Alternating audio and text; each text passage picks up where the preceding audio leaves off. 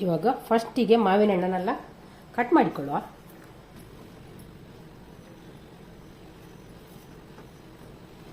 ಯಾವ ರೀತಿ ಕೂಡ ಇದನ್ನು ಪಲ್ಪ್ ತೆಕ್ಕೊಳ್ಬೋದು, ಸಿಪ್ಪೆ ಹೊರಗಿಂದ ಸಿಪ್ಪೆ ತೆಗೆದು ತಗೊಳ್ಬೋದು. ಈ ರೀತಿ ಕೂಡ ತಗೊಳ್ಬೋದು. ನೋಡಿ, ಈ ರೀತಿ ತಗೊಂಡು ನಮಗೆ ಸುಲಭ ಆಗ್ತದೆ. ತೆಗೆದು ಪಲ್ಪನ್ನೆಲ್ಲ ಹಾಕಿಕೊಳ್ಳ.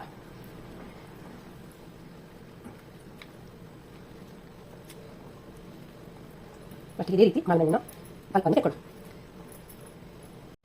ಇವಾಗ ಇಲ್ಲಿ ನಾವು ಕಟ್ ಮಾಡಿ ಇಟ್ಟುಕೊಂಡಂಥ ಮಾವಿನ ಹಣ್ಣಿನ ಪಲ್ಪನ್ನು ಮಿಕ್ಸರ್ ಜಾರಿಗೆ ಹಾಕಿಕೊಳ್ಳ.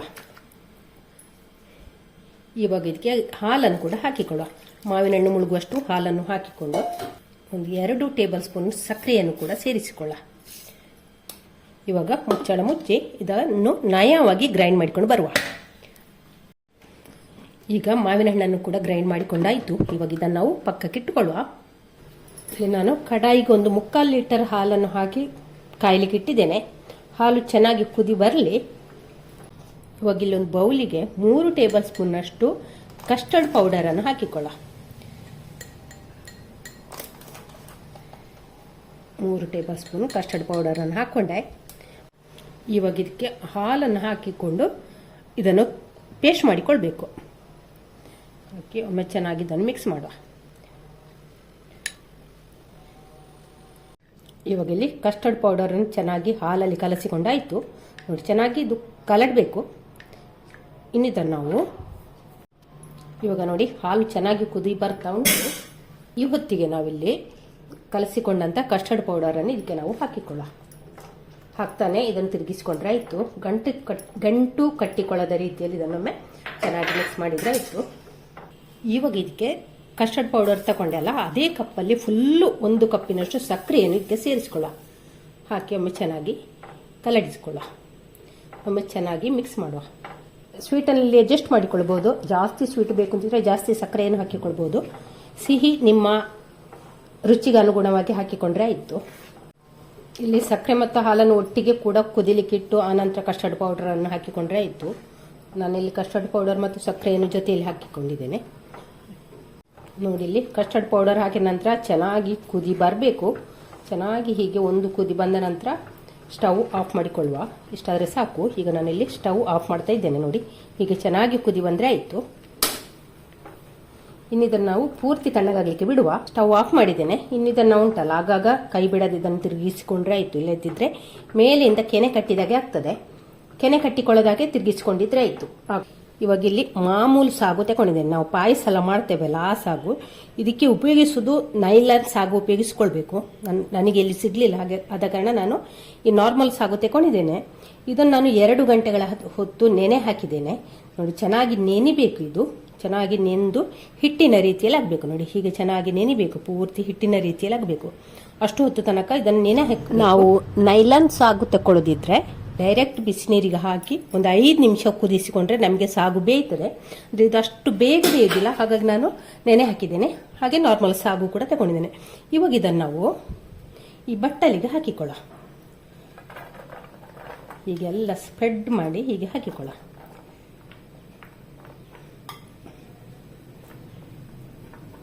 ನೋಡಿ, ಸಾಗನ್ನು ಪ್ಲೇಟಿಗೆ ಹಾಕಿಕೊಂಡಿದ್ದೇನೆ. ಹಾಕಿದ ನಂತರ ಎಲ್ಲ ಲೆವೆಲ್ ಮಾಡಿಕೊಳ್ಳುವ. ಹೀಗೆ ಎಲ್ಲ ಒಂದೇ ಲೆಕ್ಕ ಮಾಡಿಕೊಳ್ಳುವ. ಎಲ್ಲ ಸ್ಪ್ರೆಡ್ ಮಾಡಿದ್ದೇನೆ. ಇನ್ನಿದನ್ನು ನಾವು ಇಲ್ಲಿ ನೋಡಿ ಕಡಾಯಿಗೆ ನೀರು ಹಾಕಿ ಕುದಿಲಿಕ್ಕೆ ಇಟ್ಟಿದ್ದೇನೆ. ನೀರು ಚೆನ್ನಾಗಿ ಕುದಿ ಬರ್ತಾ ಉಂಟು. ಹಾಗೆ ಒಂದು ಸ್ಟ್ಯಾಂಡನ್ನು ಕೂಡ ಇಟ್ಟಿದ್ದೇನೆ. ಇವಾಗ ನಾವು ಈ ಪ್ಲೇಟಿಗೆ ಹಾಕಿರುವಂಥ ಸಾಗನ್ನು ಇದರಲ್ಲಿಡುವ. ಮುಚ್ಚಿ ಒಂದು 15 ನಿಮಿಷ ನಾವು ಇದನ್ನು ಬೇಯಿಸಿಕೊಳ್ಳುವ. ಇವಾಗ ಇಲ್ಲಿ ನಮ್ಮ ಸಬ್ಬಕ್ಕಿ ಬೆಂದಿದೆ ನೋಡಿ. ಇನ್ನಿದನ್ನು ನಾವು ಇಲ್ಲಿ ನೋಡಿ ಒಂದು ತೋಪಲ್ಲಿ ತಣ್ಣೀರನ್ನು ಇಟ್ಕೊಂಡಿದ್ದೇನೆ. ಇವಾಗ ಈ ಬೆಂದಂಥ ಸಾಗುವಿನ ಪ್ಲೇಟನ್ನು ಇದರಲ್ಲಿ ಮುಳುಗಿಸಿಡುವ. ಪ್ಲೇಟು ಸಣ್ಣದಾಯಿತು. ಇದಕ್ಕೆ ತಣ್ಣೀರನ್ನು ಹಾಕುವ, ನೀರನ್ನು ಹಾಕುವ. ದೊಡ್ಡ ಪಾತ್ರೆಯಲ್ಲಿ ಮುಳುಗಿಸಿದ್ರೆ ನೀರು ಹಾಕುವ ಅವಶ್ಯಕತೆ ಇರುವುದಿಲ್ಲ. ಹೀಗೆ ನೀರಲ್ಲಿ ಇರಲಿ ಸ್ವಲ್ಪ ಹೊತ್ತು. ಅಂದರೆ ಹೀಗೆ ಮಾಡೋದು ಯಾಕೆಂದರೆ ನಮಗಿಲ್ಲಿ ಸಾಗು ಒಂದಕ್ಕೊಂದು ಅಂಟುವುದಿಲ್ಲ. ಹೀಗೆ ಮಾಡಿದರೆ ನಮಗೆ ಸಬ್ಬಕ್ಕಿ ಒಂದಕ್ಕೊಂದು ಅಂಟಿಕೊಳ್ಳೋದಿಲ್ಲ. ಅದಕ್ಕೋಸ್ಕರ ಹೀಗೆ ಮಾಡೋದು. ಚೆನ್ನಾಗಿ ಹೀಗೆ ನೋಡಿ ಬಿಡಿ ಬಿಡಿ ಬಿಡಿ ಆಗ್ತದೆ. ಹಾಗೆ ಇವಾಗ ತಣ್ಣೀರಿಂದ ಇದನ್ನೆಲ್ಲ ತೆಕ್ಕೊಳ್ಳ. ನೋಡಿ, ಎಲ್ಲ ಬಿಡಿ ಬಿಡಿ ಆಗ್ತದೆ ನೋಡಿ. ಹೀಗೆ ಮಾಡಿದರೆ, ಇಲ್ಲದಿದ್ದರೆ ಒಂದಕ್ಕೊಂದು ಅಂಟಿಕೊಳ್ತದೆ. ಅದಕ್ಕೋಸ್ಕರ ತಣ್ಣೀರಿಗೆ ಹಾಕುದು. ಇನ್ನಿದನ್ನು ನಾವು ಒಂದು ಸ್ಟ್ರೈನರಿಗೆ ಹಾಕಿಕೊಳ್ಳ. ನೋಡಿ, ನೀರನ್ನೆಲ್ಲ ಸೋಸಿಕೊಂಡ್ರೆ ಆಯಿತು. ಇವಾಗ ಇಲ್ಲಿ ತಣ್ಣಗಾದಂಥ ಕಸ್ಟರ್ಡನ್ನು ನಾನಿಲ್ಲಿ ಗಾಜಿನ ಬೌಲಿಗೊಂದು ಹಾಕಿದ್ದೇನೆ. ನೋಡಿ, ಪೂರ್ತಿ ತಣ್ಣಗಾಗಬೇಕು. ಹಾಗೆ ಈ ರೀತಿ ಉಂಟು. ಇವಾಗ ಇದಕ್ಕೆ ನಾವು ರುಬ್ಬಿಟ್ಟುಕೊಂಡಂಥ ಮಾವಿನ ಹಣ್ಣನ್ನು ಇದಕ್ಕೆ ಹಾಕಿಕೊಳ್ಳ. ಇವಾಗ ಇದಕ್ಕೆ ಬೇಯಿಸಿ ಬಿಡಿ ಬಿಡಿಯಾಗಿರುವಂಥ ಸಾಗನ್ನು ಇದಕ್ಕೆ ಸೇರಿಸಿಕೊಳ್ಳ. ಇವಾಗ ಇಲ್ಲಿ 2 ಟೇಬಲ್ ಸ್ಪೂನ್ನಷ್ಟು ಸಬ್ಜಾ ಸೀಡ್ಸನ್ನು ನೆನೆ ಹಾಕಿದ್ದೆ. ನೋಡಿ, ಇದೀಗ ಒಂದು 5-10 ನಿಮಿಷದಲ್ಲಿ ನೆನೀತದೆ. ಇವಾಗ ಇದನ್ನು ಕೂಡ ಇದಕ್ಕೆ ಸೇರಿಸಿಕೊಳ್ಳುವ.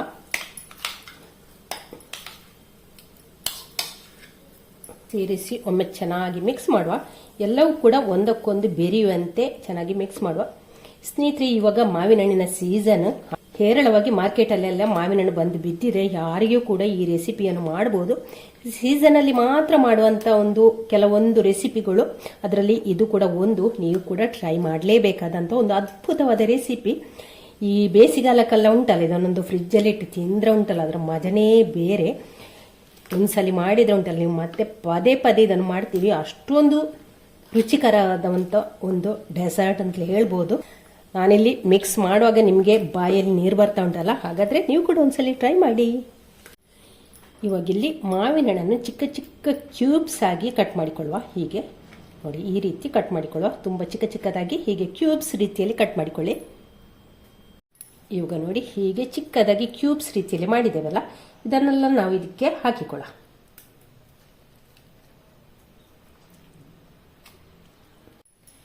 ಹಾಕಿ ಒಮ್ಮೆ ಚೆನ್ನಾಗಿ ಮಿಕ್ಸ್ ಮಾಡುವ.